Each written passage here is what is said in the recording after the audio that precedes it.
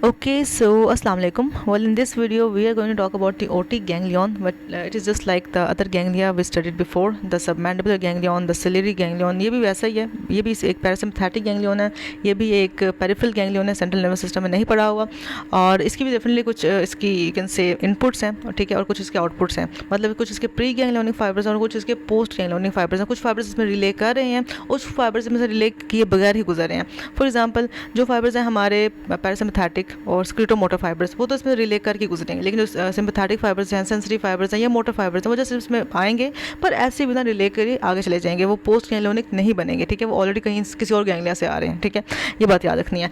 अगर बात की जाए इसकी पोजीशन की, तो this is lying quite here. अच्छा, ये एक गैंग्लिया है ऑफ द इंफ्राटेम्पोरल फॉसा। इंफ्राटेम्पोरल फॉसा में पड़ा होता है, और जितने भी वहाँ के रिलेशन होंगे उस रीजन के, जितने भी रिलेशन होंगे मैंडिबुलर नर्व के, वही रिलेशन हमारे ऑटिक गैंग्लियन के भी होंगे। 2 to 3 मिलीमीटर इन साइज है और इंफ्राटेम्पोरल फॉसा में पड़ा हुआ है, और just below the foramen ovale. Why? Because हम देखा था कि जो हमारी मैंडिबुलर नर्व है वो फोरामन ओवेल से गुजर कर ही नीचे आ रही थी, है ना।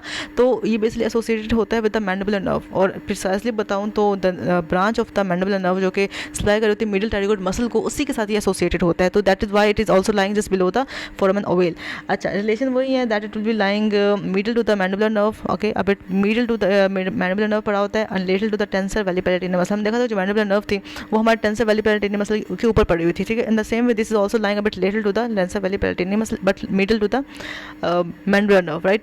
अच्छा, फिर हम बात करते हैं इसके कनेक्शंस की, इसके ब्रांचेस की। तो कनेक्शन कुछ ऐसे होते हैं कि मैंने बताया कि इसके कुछ स्क्लेरोमोटर्स या पैरासिम्पैथिक फाइबर्स आ रहे होते हैं, जो कहाँ से आते हैं। अच्छा, एक और चीज़ मैं बताना भूल गई कि ये जो नर्व है ये फंक्शनली तो रिलेटेड है किसी और नर्व से, और ये जो गैंग्लियन है, सॉरी, ये फंक्शनली रिलेटेड है किसी और नर्व से, और ये स्ट्रक्चरली या टोपोग्राफिकली रिलेटेड है किसी और नर्व से। फॉर एग्जाम्पल, हमने कहा कि ये जो पड़ा होता है, ये पड़ा होता है नियर द मैंडिबुलर नर्व, और ये पड़ा होता है on the nerve to middle pterygoid muscle. जो ब्रांच है हमारे main trunk of the mandibular nerve की, उस ब्रांच का नाम था nerve to middle pterygoid muscle, और उसी नर्व के ऊपर तो it is associated with the medial pterygoid nerve branch of the mandibular nerve. Yes, मतलब उससे एसोसिएटेड है ये स्ट्रक्चरली, लेकिन जो उसके फंक्शनल जिसके फाइबर्स आ रहे हैं, जिसमें स्क्लेरोमोटर फाइबर्स आने हैं, वो आने हैं from the glossopharyngeal nerve. So it is functionally related to the glossopharyngeal nerve या cranial nerve 9, and it is structurally related to the medial pterygoid branch of the mandibular nerve, that is the cranial nerve 5, है ना। ऐसे दोनों के साथ related है, 5 के साथ भी और 9 के साथ भी।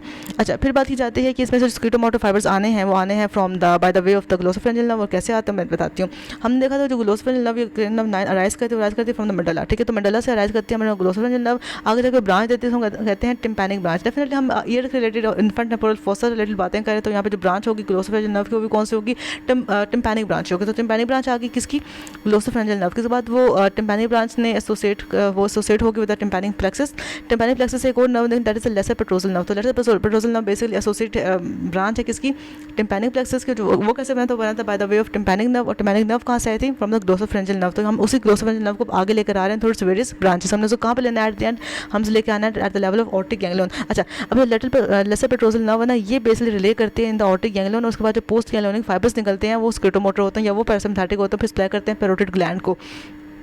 तो यही है हमारा जो ऑटिक गैंग्लियन है, हमारे पैरोटिड ग्लैंड को सप्लाई कर रहा होता है, यही इसकी इंपॉर्टेंस, और यही इसके स्क्लेरोमोटर पैरासिम्पैथिक फाइबर्स जाने हैं towards the otic ganglion bye the way of auriculotemporal nerve. This is important कि जो पोस्ट गैंग्लियोनिक फाइबर्स हो जाते हैं फ्रॉम द ऑटिक गैंग्लियन, ये हो जाते हैं by the way of auriculotemporal nerve into the parotid gland, as you can see. तो ये तो हो गया स्क्लेरोमोटर फाइबर्स, हमने उसको रूट भी देख लिया, रूट का बन रहा है उसका। सेकंड वन इज हमारे कुछ आते हैं सिम्पैथेटिक फाइबर्स। वो कहाँ से आ रहे हैं? हमने देखा यहाँ पे होती इसके आसपास पड़ी होती है middle meningeal artery. Middle meningeal artery, हर एक आर्टरी के राउंड में एक प्लेक्सस होता है नर्व्स का। अच्छा, इसके अंदर जो प्लेक्सस है ना, वो है post ganglionic fibres from the T1 segment. Basically जो सुपीरियर सर्वाइकल गैंग्लियन होता है ना, ये इन एडिशन टू दिस एक तो होते हैं कुछ पैरासिम्पैथिक गैंग्लियन, एक होते हैं कुछ सिम्पैथिक गैंग्लियन। उनमें से एक सिम्पैथिक गैंग्लियन होता है सुपीरियर सर्वाइकल गैंग्लियन, और उसी में से कुछ पोस्ट गैंग्लियोनिक फाइबर्स आते हैं जो कि मिडल मेनिंजियल आर्टरी के अराउंड वाइंड करके एंट्री ले लेते हैं इनटू द ऑटिक गैंग्लियन, और उसके जरिए सप्लाई होंगे into the parotid gland. So parotid gland को जो सिम्पैथिक फाइबर्स मिल रहे हैं वो आ रहे हैं फ्रॉम द ऑटिक गैंग्लियन, लेकिन उसमें रिले होकर नहीं आ रहे। वो रिले कहाँ पर हो रहे थे? सुपीरियर सर्वाइकल गैंग्लियन के लेवल पे, और मिडल मेनिंजियल आर्टरी के अराउंड वाइंड करके यहाँ पर पहुँच गए। देन हम कहते हैं कि जो हमारी ऑरिकुलर टेम्पोरल नर्व, जब हमने देखा कि पोस्ट गैंग्लियोनिक फाइबर्स इसको सप्लाई कर रही है फ्रॉम द हमारे ऑप्टिक गैंग्लियन से। तो along with the supplying the post ganglionic parasympathetic and the secretomotor fibres, जो ऑरिकुलो टेम्पोरल नर्व कुछ सेंसरी फाइबर्स भी दे रही होती है हमारे पैरोटिड ग्लैंड को through this optic ganglion. So optic ganglion is also getting some sensitive fibres from the auriculotemporal nerve.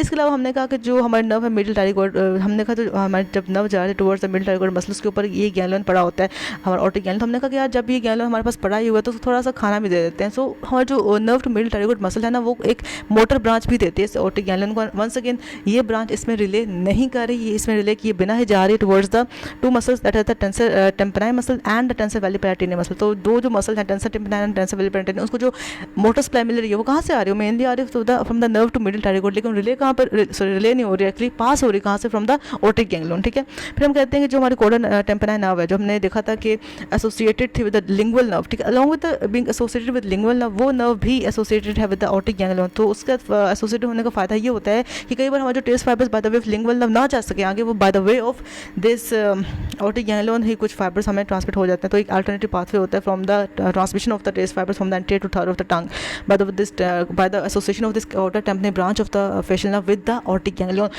So that was all we needed to know about the aortic ganglion. I hope it was a helpful lecture for you. So thank you so much. Allah Hafiz. Take care.